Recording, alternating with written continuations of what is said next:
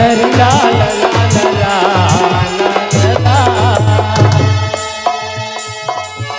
अब प्रभु का हो राम अवतारा, बाली चरित्र फिर का उदारा।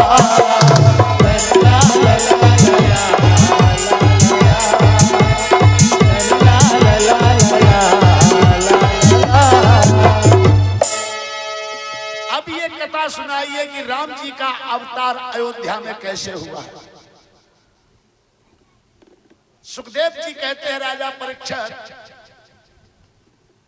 अभी अभी आप लोग महात्मा मनु के दो बेटे थे, उत्तानपाद और प्रियव्रत, जिनसे सूर्यवंश और चंद्रवंश का निर्माण होता है। अब इन्हीं महात्मा मनु जी ने अपने बच्चों को राजभार सौंपकर जब बुढ़ापा आया था तो बुढ़ापे की बात को स्वीकार किया। बुढ़ापा हर किसी को समझाता है। महात्मा मनु जी ने देखा कि होई न विषय विराग, भवन बसत भा चौथपन, हृदय बहुत दुख लाग, जन्म गयो हरि भजन बिन। ये दुख की बात है। ये इंसान को खुद सोचना चाहिए कि तीन पन संसार के लिए दिए हैं, क्योंकि तीन पनों में तीन फल संसार से मिलते हैं। सम्मान संसार से, संतान संसार से, पैसा संसार से, लेकिन मोक्ष गति संसार से नहीं मिलती, वो करतार से मिलती है। और मोक्ष गति के लिए भगवान तुम्हें बुढ़ापा देता है, सबको नहीं देता है। जिनको भगवान संसार सागर से मुक्त करना चाहता है, मोक्ष गति प्रदान करना चाहता है, उन्हीं लोगों को बुढ़ापे की जिंदगी ईश्वर प्रदान करता है। और तुमने बुढ़ापे में मोक्ष ना प्राप्त कर पाए तो अफसोस की बात है। जिन्हें बुढ़ापा मिला नहीं उनकी तो बात ही खत्म है। उन्हें बुढ़ापा ही ना मिलो तो बेचारे मोक्ष गति क्या पाएंगे। और जिनको भगवान ने बुढ़ापा दिया फिर भी मोक्ष गति ना पाए तो सोचने की बात है। इसलिए सभी बूढ़े लोगों को समय समझाता है और कोई नहीं समझाएगा। भाई बच्चा गलती करता लड़का समझाता है, लड़का गलती करता तो जवान समझाता है, जवान गलती करता तो बूढ़े बाबा समझाते हैं। और जब बूढ़े बाबा गलती करेंगे तो कौन समझाएगा? उन्हें तो फिर समय समझाता है। समय उनका नाक नक्शा बदल के कहता है, बाबा राम राम भज कृष्ण कृष्ण गोविंद मुरारी गिरधारी, हो जाओ होशियार बाबा तुम पर नोटिस भय जारी। कुदरत की अदालत से तन के बाल सफेद हुए, ये पहला नोटिस भयो जारी। क्योंकि स्याह बालों की अंधेरी में थे तुम सब अंधे, ख्वाब में भी ना ये सोचा था लुटे जाते हैं। अब चांदनी आ गई और कह रही दिल साफ करो। जवानी के जोश में क्या करना क्या नहीं करना सब चलता है, लेकिन जब सफेदी आ जाती है तो सफेदी को सलामत रखना, इस पे धब्बा मत लगने देना। अंधेरिया में जो गिर जाएगा उससे लोग ज्यादा बुरा भला नहीं कहेंगे। अंधेरा था गिर गया, और जो दोपहरी में कुलाटे खाएगा उसे कौन माफ करेगा। अरे जवानी में लोग लड़खड़ा जाते हैं क्योंकि जवानी अंधा करती है इंसान को अंधा, लेकिन बुढ़ापे पर अगर लड़खड़ा जाओगे तो बेटा कोई माफ नहीं करेगा। सफेदी का दांत दूर से चमकता है। इसलिए कुदरत दूसरा नोटिस भेजती है, ऊंचे शब्द सुनत हैं कान, नयन जोत गई है मारी, हो जाओ होशियार की दादा दूसरो नोटिस हो जारी। अब समय कह रहा है अब्बा रंगीन दुनिया न देखो, मजा मौज मस्ती न देखो, अपनी सफेदी देखो जाके कोई धब्बा न लग जाए। अब दुनिया देखने का, मौज देखने का, मस्ती देखने का समय खत्म हो चुका है। कान कहते राग रंग की ना सुनो, रसीली नसीली बातें न सुनो, सुनो तब ज्ञान ध्यान की सुनो, ये तुम्हारे बुढ़ापे के लिए लाभकारी है। तीसरा नोटिस आता है, झुकी कमर और गिरी बतीसी तीसरो नोटिस भव जाए। दांत चल दिए, दांत बोले भैया मशीन कमजोर हो गई अंदर की, हल्का भोजन उच्च विचार, और यही बुढ़ापे के हैं दो कार्य, गम खाना और कम खाना स्वास्थ्य के लिए लाभदायक है। ये बुढ़ापे के दो काम हैं। दांत कहते जब तक तुम्हारे शरीर में जवानी रही और तब तक हम में जवानी रही, हमों ने गन्ना खाए, चना चबाए, अड़ियां खाई, कचरियां खाई, लड़ाई झगड़ा में काट खाओ, हमों ने काम फुल करो तुम्हारे साथ। अब हम चल दिए, झुकी कमर और गिरी बतीसी तीसरो नोटिस भव जाए। समझदार लोग होते हैं वो समय की बात को समझकर अपने को कंट्रोल करते हैं, और जो ना समझ होते आज नहीं कल, आज नहीं कल के चक्कर में रहते हैं, तो चौथी बार नोटिस नहीं आता है। चौथी बार तो सीधा वारंट आता है, खींच के ले आओ, कढ़ेर के ले आओ, जबरदस्ती ले आओ, फिर एम के दूत पकड़ ले जावे, एम के दूत पकड़ ले जावे, गले बीच फांसी डाली, कुड़क की ओ धनवाल खजाना, कुड़क की ओ धनवाल खजाना, जर जमीन जो रूशारी। गंदी आदत नहीं छुट रही तब दुनिया छुट गई, गंदे भोजन नहीं छुट रहे तो दुनिया छुट गई, गंदे इरादे नहीं छूट रहे थे और एक है झपेटा में सब छुट गया। तभी तो कहते हैं जिस दिन प्यारे मौत की शहजादी आएगी, न सोना काम आएगा ना चांदी आएगी। इसलिए बुढ़ापे पे सभी लोगों को कुदरत समझाती और कहती है कि सब जन्म गवा दीना जाखे जातानी में, अब क्या सोच रहे दादा जा ढली जवानी में, क्या सोच रहे दादा जा ढली जवानी में, क्या सोच रहे दादा जा ढली जवानी में। सब जन्म गवा दीना जाखे जातानी में, सब जन्म गवा दीना जाखे जातानी में, क्या सोच रहे दादा जा ढली जवानी में, क्या सोच रहे दादा जा ढली जवानी में, क्या सोच रहे दादा जा ढली जवानी में।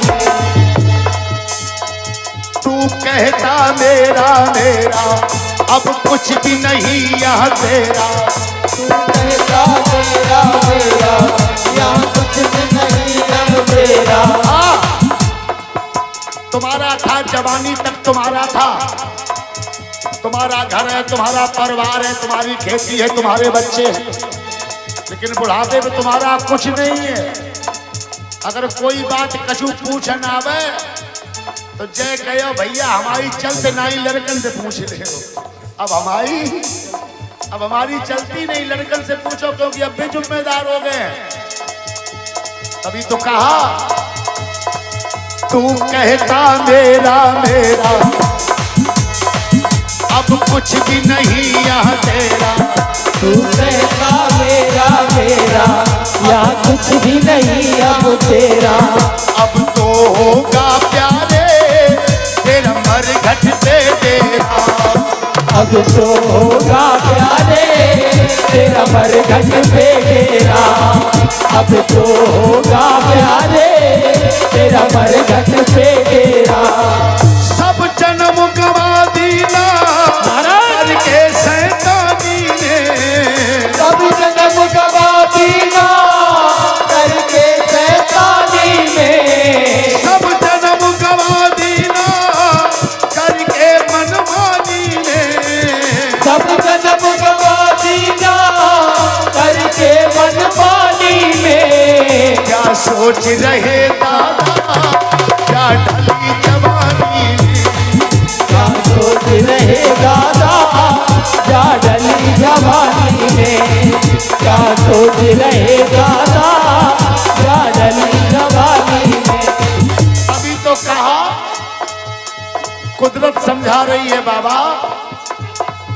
80 बरस के तो होने को आए, काहे को माया मुँह में भरमाए, तुमसे न होगा जतन कुछ कर ले, कुछ कर ले भजन कुछ कर ले। हाँ कुछ कर ले भजन कुछ कर ले, हाँ कुछ कर ले भजन कुछ कर ले। 80 बरस के तो होने को आए, काहे को माया मुँह में भरमाए, तुमसे न होगा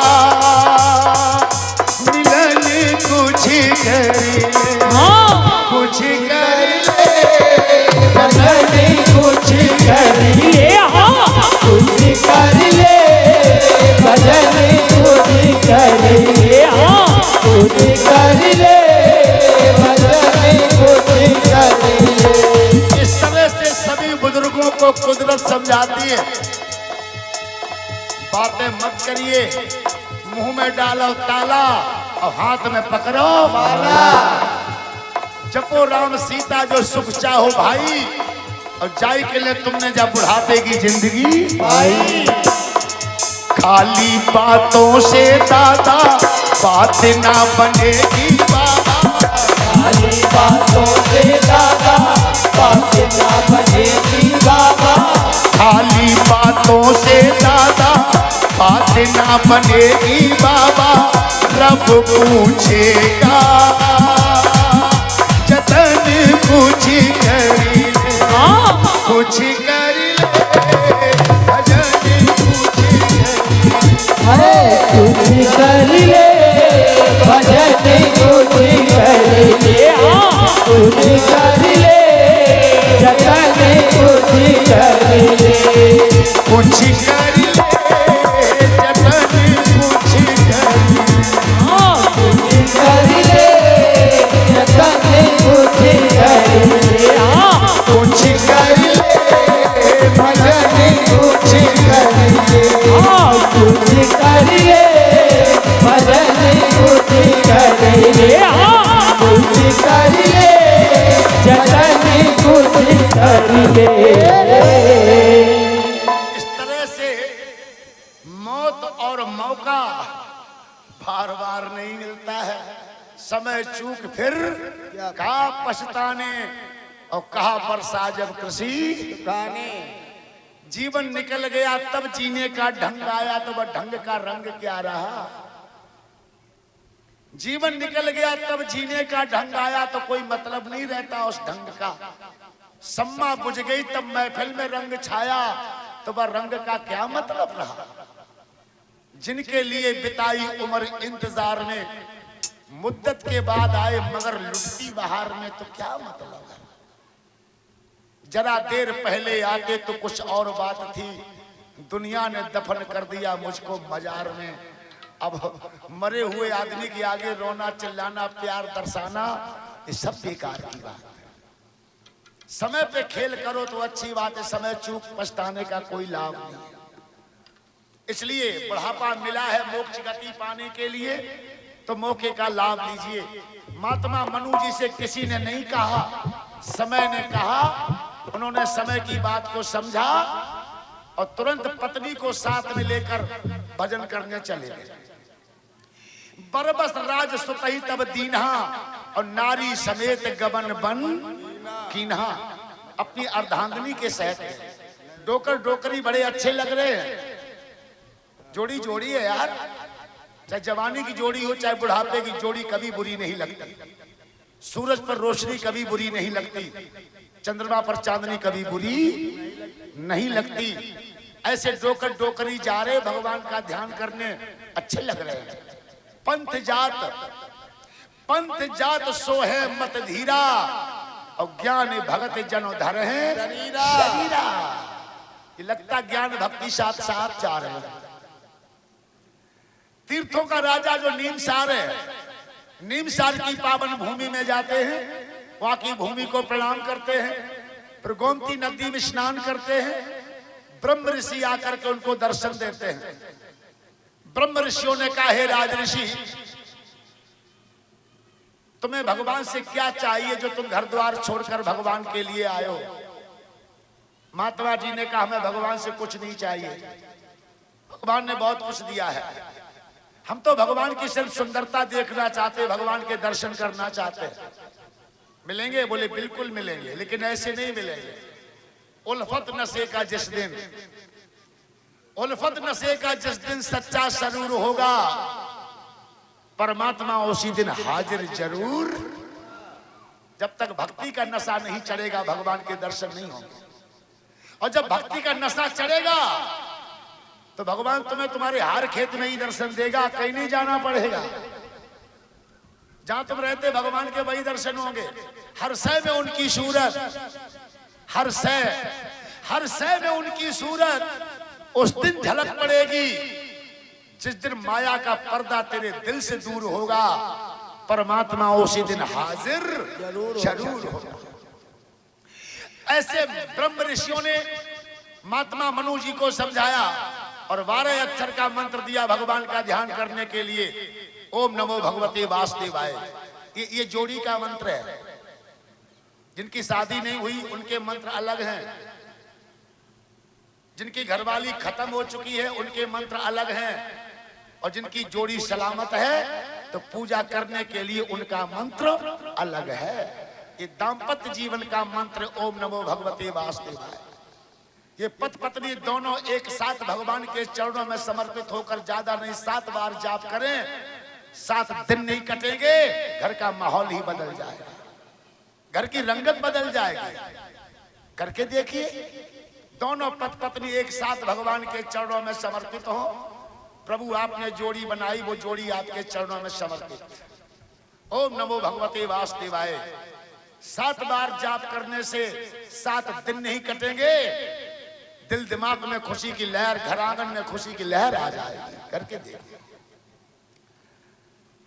अब तुम एक एक दवा हर मरीज, हर बीमार मरीज को खवाए रहे हो भाई। जैसे मर्जें अलग अलग हैं, तैसी दवाइयां भी अलग अलग हैं, और तैसे लोगन के मंत्र भी जाप करने के अलग अलग हैं। एक ही मंत्र हर जगह काम नहीं करता, एक दवा हर बीमारी में काम नहीं करती भाई, अलग अलग हिसाब होता है। लेकिन हम तुम अंधाधुंधी चलाए रहे, तभी तुमको लाभ नहीं पाए रहे। जाना है दिल्ली और टिकट कानपुर की कटाए बैठे, पाना है कुछ और जाप कर रहे कछु और, तो तभी तो लाभ नहीं मिलता है। मैं बता चुका हूं, एक विभाग सारी समस्या का समाधान नहीं कर सकता, इसलिए विभाग अलग अलग बनाए गए हैं। सरकार एक जरूर है लेकिन विभाग अनेक हैं। ऐसे एक देवी देवता व्यवस्था नहीं बना सकते, इसलिए देवी देवता अनेक बना दिए गए हैं। करतार है एक लेकिन देवी देवता हैं अनेक, क्योंकि एक देवता के बस की बात का जो सारी व्यवस्थाएं संपन्न कर सके, इसलिए जैसी मर्ज और वैसे वैसे देवतन की शरण में जाना होता है। अलग अलग व्यवस्थाएं देवता अपनी अपनी बनाते हैं। जो जिसके कार्य क्षेत्र में होता है वो वही कार्य करता, जो दूसरे के कार्य क्षेत्र की बात है वो देवता हाथ भी नहीं लगाता है। भाई उस देवता की शरण में जाइए, वही तुम्हारी सुनेगा। खैर, इस तरह से दोनों डोकर डोकरी ने संत महात्मन से ओम नमो भगवते वासुदेव का मंत्र लिया और गोमती नदी के किनारे एकांत में बैठकर भगवान का जाप करने लगे। सब कुछ छोड़ दिया, खाना पीना पानी तक छोड़ दिया। हवा के सहारे जी रहे हैं, इतने कमजोर हो गए, हड्डियां हड्डियां चमक रही। एक तो बुढ़ापे का शरीर है और कुछ खाना भी नहीं खाया, पानी तक नहीं पिया, तो अस्थि मात्र हो रहे उस शरीरा, हड्डियां हड्डियां चमक रही। इतने कमजोर हो गए कि अब तो बैठा भी नहीं जाता, तो लेटे लेटे मालिक का ध्यान कर रहे हैं। इतने कमजोर हो गए कि आवाज नहीं निकल रही है, तो मन ही मन भगवान का सुमरन कर रहे हैं। अस्थि मात्र होए रहे शरीरा और तदपि मना है मन ही मन पीरा। आज मन ही मन भगवान को मना रहे हैं। एक दिन महात्मा मनु जी ने कहा, सतरूपा हमें लगता है हवा गड़बड़ कर रही है। हवा जब भीतर बाहर होती रहेगी तो लगता है भगवान के दर्शन नहीं होंगे। इसे भी छोड़, राम का नाम लेकर मर जाएंगे तो अमर नाम दुनिया में, वो भी भगवान क्या याद करेगा कि किसी ने हमारे नाम पर अपना जीवन कुर्बान किया है। ऐसे मन शत्रुपा ने भगवान का नाम लेकर सांस लेना ही बंद कर दिया, और जब सांस का चलना बंद हो गया तो दोनों मर गए। अब मरे हुए व्यक्तियों के पास ये हाई कमान के देवता आकर चिल्ला रहे हैं, ए धर्मात्मा वरदान मांगो, धर्मात्मा वरदान मांगो। अब बता, मुर्दा को बोलते हैं? देवता चिल्लाते चिल्लाते थक गए, लेकिन मनु शत्रुपा नहीं बोले क्योंकि वे मर चुके हैं भाई। और उसी समय परम पिता परमात्मा ने आकाशवाणी में आवाज लगाई कि मांगे मांगे पर भाई नभ बानी, परम गंभीर कृपा प्रतिशानी। राम सिया राम जय जय राम, राम सिया राम जय जय राम। बड़ी गंभीर आवाज, कृपा लिप्त आवाज दसों दिशाओं से छूट रही है।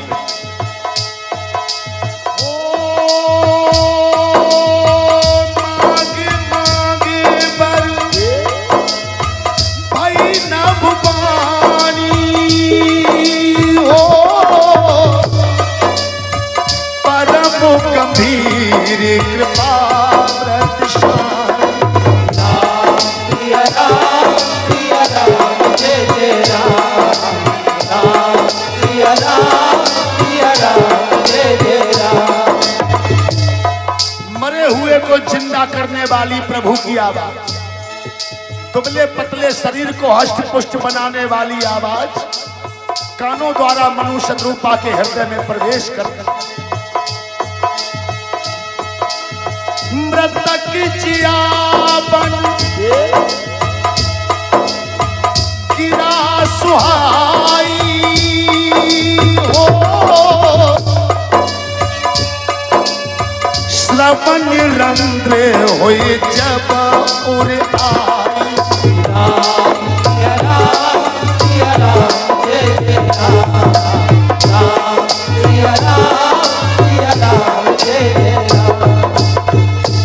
मरे हुए को जिंदा करने वाली आवाज, हष्ट पुष्ट शरीर बनाने वाली आवाज कानों द्वारा हृदय में प्रवेश करती है तो हष्ट पुष्ट तनु भय सुहाए और मानव अभय भवंते आए। प्राण भी आ गए, चेतना भी आ गई, शरीर भी हष्ट पुष्ट हो गया। दोनों उठ के खड़े हो गए, देखा आवाज तो आ रही है, आवाज लगाने वाला नहीं दिख रहा है। महात्मा जी ने परमात्मा के हाथ जोड़े कहा, मालिक, जो आपका स्वरूप भोलेनाथ के हृदय में वास करता है, जो आपका स्वरूप कागभूषण जैसे भक्त के हृदय में वास करता है, जो निराकार साकार दोनों क्षेत्रों से सम्मानित होता है, सो स्वरूप देखूं भरलोचन, करो कृपा प्रणतारित मोचन। मालिक अपना वो हमें स्वरूप दिखा दीजिए, जो स्वरूप बस शिव मन माही, जय कारण मुनि जतन कराही। जो भुषुंड मन मानस हंसा, अगुण सगुण जय निगम प्रशंसा। वेद शास्त्र जिस स्वरूप की प्रशंसा करते हैं